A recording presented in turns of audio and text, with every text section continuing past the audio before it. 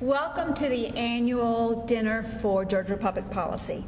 It's been an interesting year, a very interesting year. Those of you who have been to our functions know that we have hosted President George Bush and Governor Mitt Romney and Senator John McCain and Health and Human Services Secretary Mike Leavitt, Education Secretary Margaret Spellings, National Transportation expert Bob Poole, and the National Health Care expert John Goodman. Those have all been very interesting, and we tried to sprinkle in a little bit of the reality of public policy. And we had Peter Murphy, who was the attorney that survived at his desk the bombing on 9/11. And we had Billy Tozen, who survived the bombing of cancer. Because the purpose of Georgia public policy is to look at all issues that affect the lives of Georgians, and we hope that we are doing it. We have also, besides these policy briefings to whom you all have been present, we've had numerous public policy testimonies, and we've talked to the legislature, and we think we've influenced some good bills. One of the things that we're particularly proud of is the passage of the Charter Systems Act. That's the act that allowed entire systems to go to charter systems. So there's more flexibility and more accountability, and we think that's remarkable for education. As all of you know, Tech High, which is our version of doing a charter system, has just received international recognition in The Economist magazine. So we think that we are putting our money where our mouth is.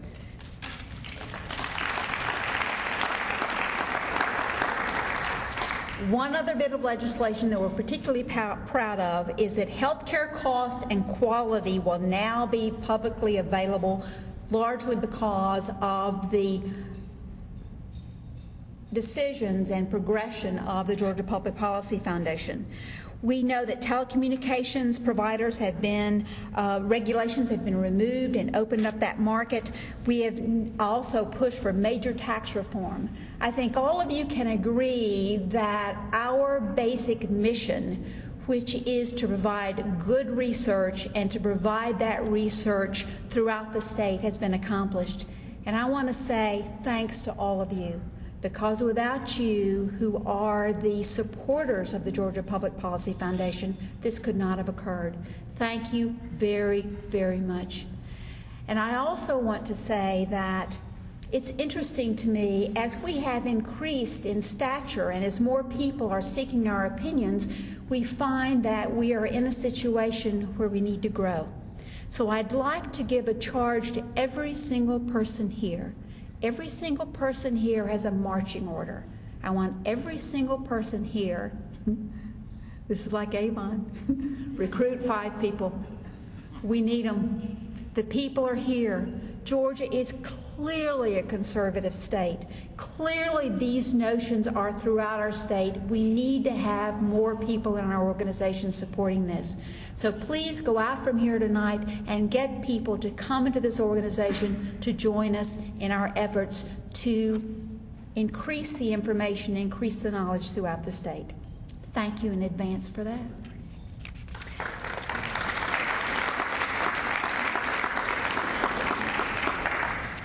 All of us believe that good research leads to good legislation.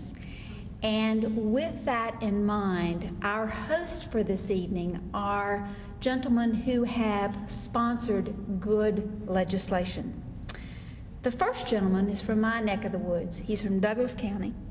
He was a first in Georgia. He was one of the first members of the class of Georgia State University's law school.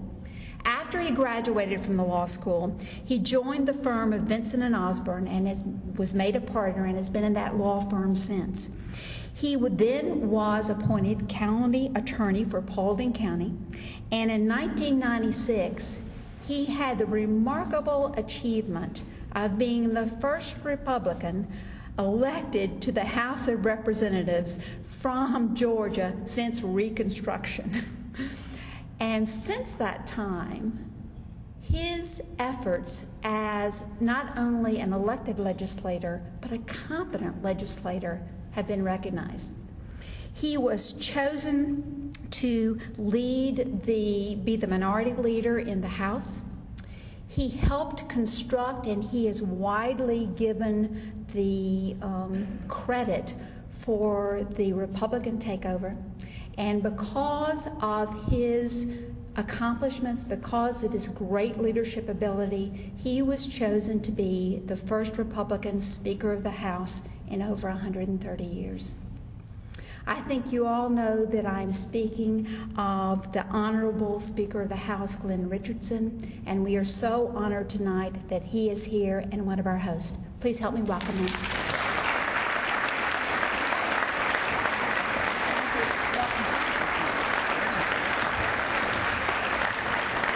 Wow, I think I'm gonna, Chris, you're fired. I'm hiring her.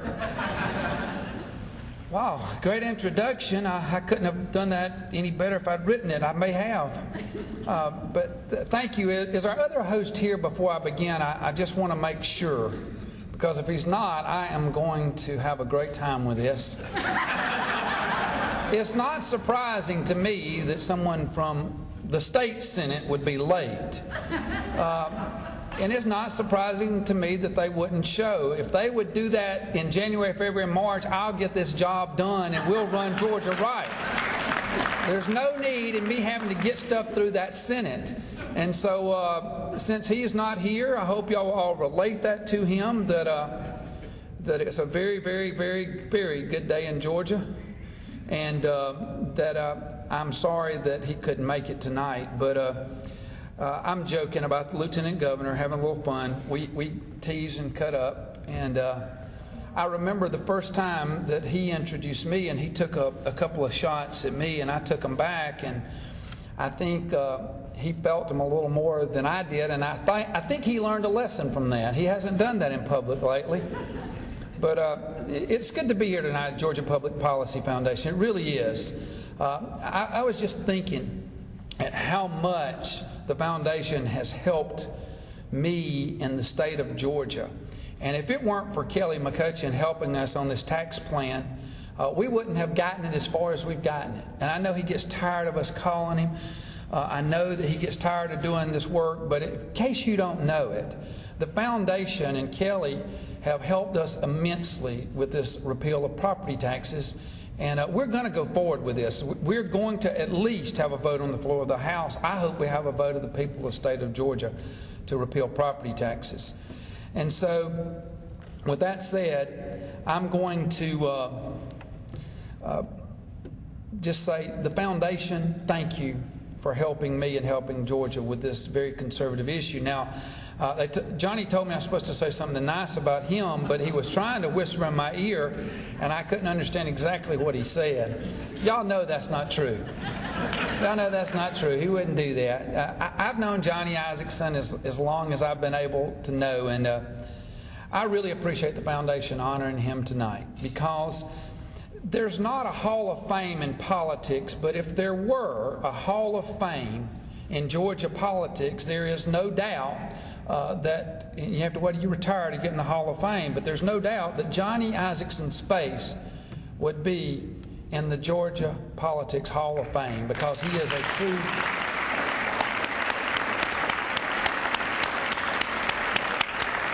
He has been a true conservative, a true leader, and he understands the job of governing, and I want to thank him publicly and thank the foundation for honoring him tonight.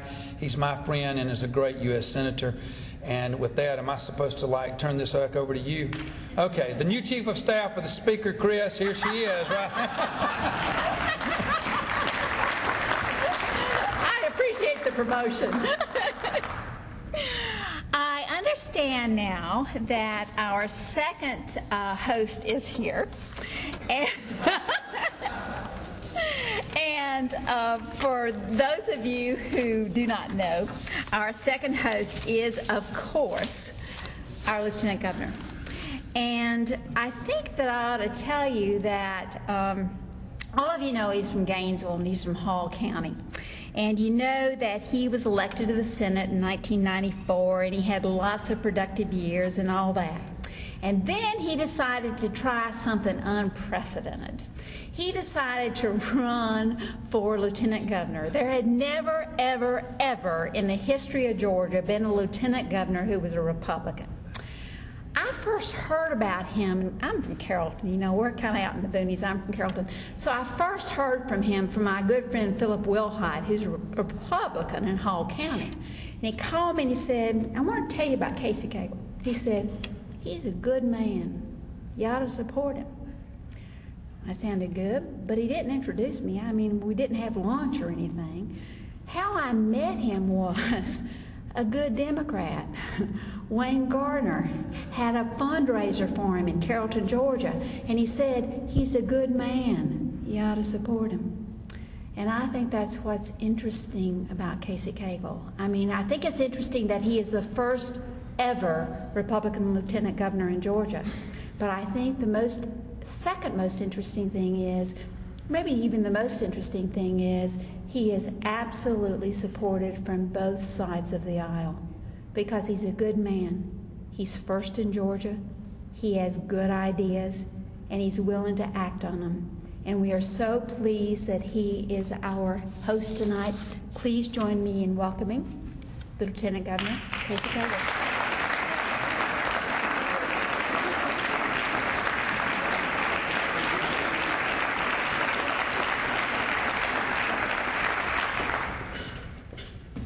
I'm sorry I got here a little bit late, but I couldn't come in without shaking Johnny's hand.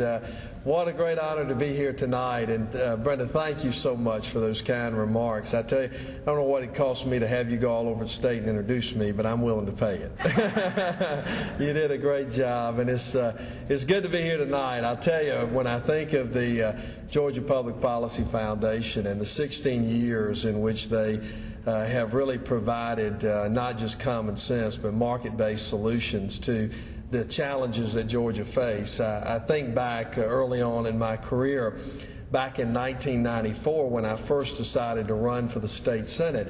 It was a lot like me running for lieutenant governor. Nobody thought I had much of a chance, except Johnny Isakson, of course. He was there in the Senate, and yeah, there were a few, I see a few nods back there in the back, but I was running against, at that time, an incumbent senator who was a wonderful lady, and I remember specifically taking all the white papers that Georgia Public Policy Foundation had produced and began looking at all the things of the inefficiencies in state government, how I studied that, how I used that really as a framework to help us create the type of platform that we needed to run, and all of those market-based solutions. And not only in 1994, but we have stayed the course, even in my Senate career as well as lieutenant governor, in calling upon the services that the foundation provides. It is invaluable. And when we've taken up issues like education that we've been deeply involved in, we turn to the foundation, and they helped us not only in putting that public policy in place, but also the implementation of it. And now that we're taking on transportation as well as health care, they've been right there by our side. So I appreciate so much the foundation and for what it stands for, and I can't imagine this organization honoring a more worthy individual than Johnny Isakson. I tell people often that he really was my first mentor in the state senate. And one of my funniest and greatest memories of Johnny Isakson, I hope no one's heard this before, is one of the things that we go through in the legislature is called redistricting. And redistricting is one of the times that you pit friends against friends, and it's just a horrible, brutal time of trying to determine where those lines are going to be.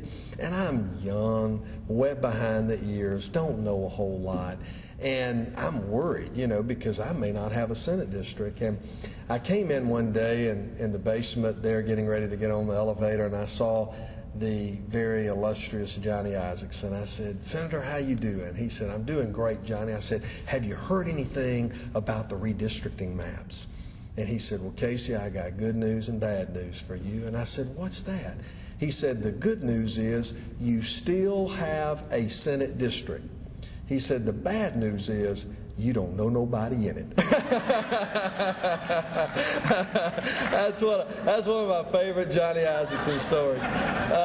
But you know, I mean, the thing that you love so much about Johnny is not only does he have a great humorous side to him, but he really truly exemplifies what a public servant is all about. He's a person who gives of his time, his energy, and he doesn't necessarily care who gets the credit. And I learned early on in my Senate career that you could get a lot accomplished if you didn't care who got the credit at the end of the day. And that's what this servanthood leadership is all about. And Johnny is the perfect example of that. And I remember so often that he would go to the well of the state Senate. And when Johnny went to the well, there was a hush that always came over the state Senate, because they knew what he was about to say was going to be of great importance. And not only did he do it in the state, he served us so eloquently in the Congress, but also as U.S. Senator. He is a person who has dedicated his time and energy to public servant, and he's also plowed fields that very few were willing to do. I remember when he first ran for governor many, many years ago, and not many people thought he had much of a chance, but he really did pave the way for others like myself that have come along, that have experienced the successes that I have because of people like Johnny Isakson. I think about even on the state school board, when Democrats were in control of the Senate and the House and the governorship, he, even back then, was able to reach across the party lines and bring people together like no one else. And he truly is a man of principle, he's a man of conviction, and he's my good friend. Johnny, congratulations. Thank you.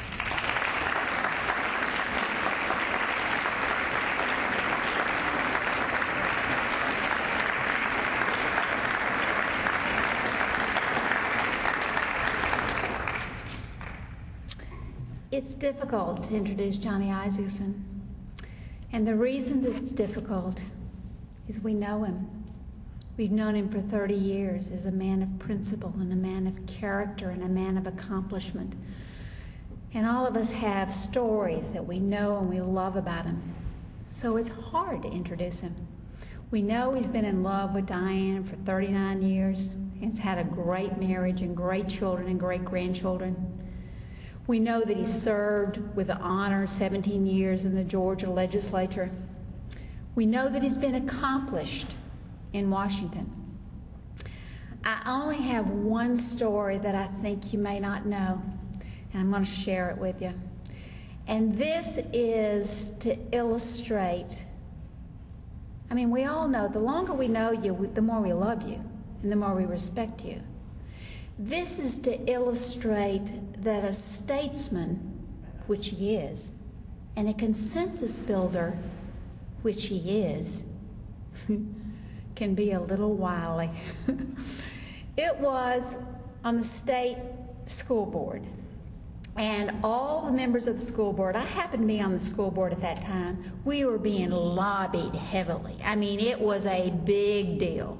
There was a school system that needed a new building, and somebody had given them some land, and this was great because, of course, school systems never have enough money, and they had given them land, and the only thing was that there was a gas line across it. And so, you know, like, there was this law that said the school building has to be so many yards from a gas line. But, you know, gas lines are safe. I mean, we all have gas lines going through our front yard. You know, what the dickens? And everybody was lobbying. If we built this where the law said it should be, it would cost more money, and it would be harder for the school buses to get there, and the mothers couldn't pick up their children, and it was a heavily lobbied object. So, then chairman of the school board agreed that everybody should have their say. Everybody, because he's a consensus builder. And when you deal with Johnny Isakson, he's enormously fair, and everybody has their say. His say was what order they would give their information.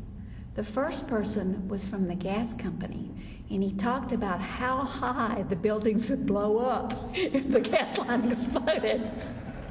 After that, it was pretty easy to decide where to put the school building. That, I think, is a small example of a man who is intelligent and capable and absolutely where he ought to be in life. We're so glad you're there. We know that in Washington you were part of the tax legislation that was the biggest tax cut in history. We know that you have been a staunch supporter of the troops.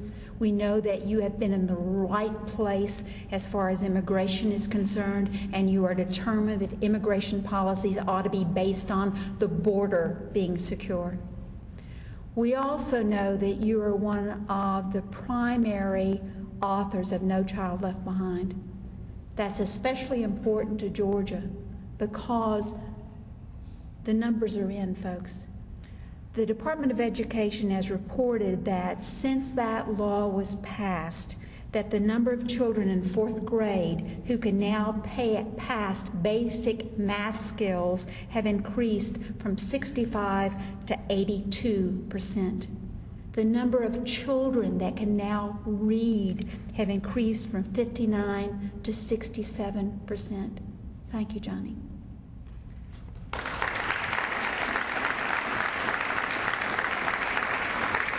In keeping with your long-term commitment to the children of Georgia and to education, we have decided that the Georgia Public Policy Foundation would like to present, as our recognition of your service, a scholarship to Tech High in your name.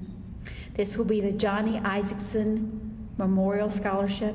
It will be for at least 5 years, and one child will know not only in a general way that you have increased his life, but in a very personal way that you have made his life possible. Please help me in welcoming Senator Johnny Isakson.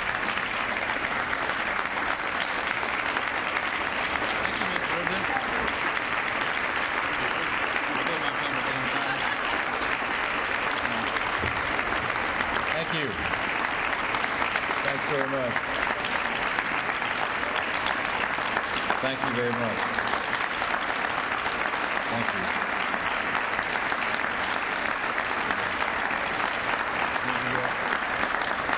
Thank you very much. I agree with Glenn and Casey. It's nothing like being introduced by Brenda Fitzgerald. I know I'm 62 years old and I'm a man, but she's my OBGYN, and that's my story, and I'm sticking to it. I am very honored to be here with the Public Policy Foundation. Let me say 2 or 3 quick things. I would not be where I am today if it weren't for Glenn Richardson. I want to thank Glenn for taking a chance on me in 2003 and being supportive of my effort to go to the United States Senate. I have been a beneficiary of his counsel for years, and I am very appreciative that I lived long enough to have gone from being the 19th Republican elected in the Georgia legislature in 1976 to actually being there the day a crippled but strong Glenn Richardson was sworn in as the first Republican speaker since Reconstruction. That was a great honor for me and a great privilege. As for Casey, Casey won a great victory for himself as Lieutenant Governor, but a greater victory for the people of Georgia. That was an exemplary race for which he deserves tremendous credit, and all of us in this state have benefited from tremendously, and I am delighted to count him as one of the really true treasured friends that I was able to gain in my service in the state Senate. To Brenda, a lot of people don't know the story about the Board of Education, but when Zell Miller called me after he and his board had a falling out and he fired everybody, he said, "I want you to come down and be chairman of the Board of Education." And I said, "Well, I'll be happy to do it, but there's only one problem. I'm one person and there are 11 members. 1 out of 11 doesn't pass anything." And he said, "Well, 2 of them won't quit, but 9 of them will, so you tell me the other 8 to appoint, and I'll appoint them." And I said, "Well, in that case, I'll do it." And the very first person that came to my mind was Brenda Fitzgerald. And the years that we served together, about 2.5 on the State Board of Education, were amongst the most rewarding years I ever had in public life, because we had absolutely a free rein, tremendous support from a governor, and the ability to really try and make a meaningful difference. And I can tell you, Dr. Brenda Fitzgerald was just nothing short of unbelievable. It was one of the truly great experiences that I've had. And she's carried on the same thing now with the Public Policy Foundation. What Casey said and what Glenn said about Public Policy Foundation is absolutely correct. It is an invaluable resource that is 24-karat gold. You take the issue, transportation, taxes, whatever it might be, and the Public Policy Foundation is not an instrument for any political party. It is instead a force for what is the right thing to do. They bring forth the facts. They lay them out in such a way that petty politicians can't work around them, and good politicians can take the facts and move forward and make good public policy. My dear friend Rogers Wade, who is a hero of Georgia politics for the better part, and I know he's not going to want me to say this, but 5 decades, Rogers. That's the way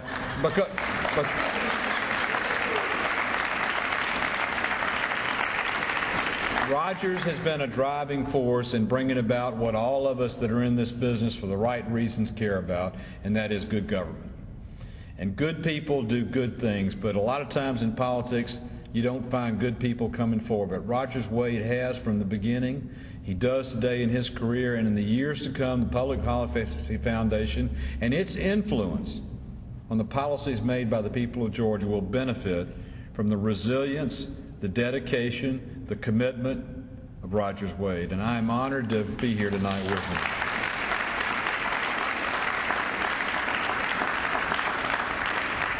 And lastly, let me just say this. Somebody from a reporter from the Marietta Daily Journal called me earlier today and asked me about receiving this recognition tonight. And believe me, nothing could mean more to me than a scholarship for a kid at Tech High. And that is a very flattering thing for me, and I'm very grateful.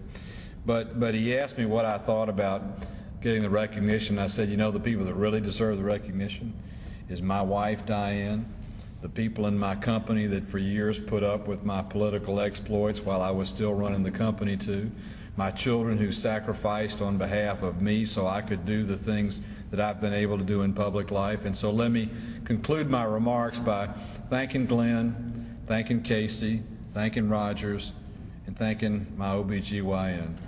But also saying to my beautiful wife and my kids and all those people that work for me in my business, I could not have done what I have been able to do had it not been for each of you, and I am very, very grateful. Thank you.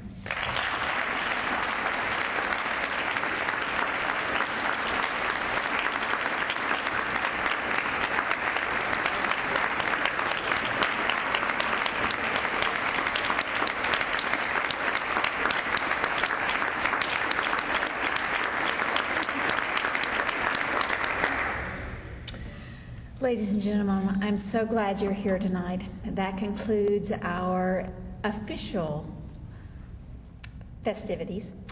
Please go back, have a little more food, have a little more wine, and think of the 5 people you're going to invite to join the foundation. Good night. God bless.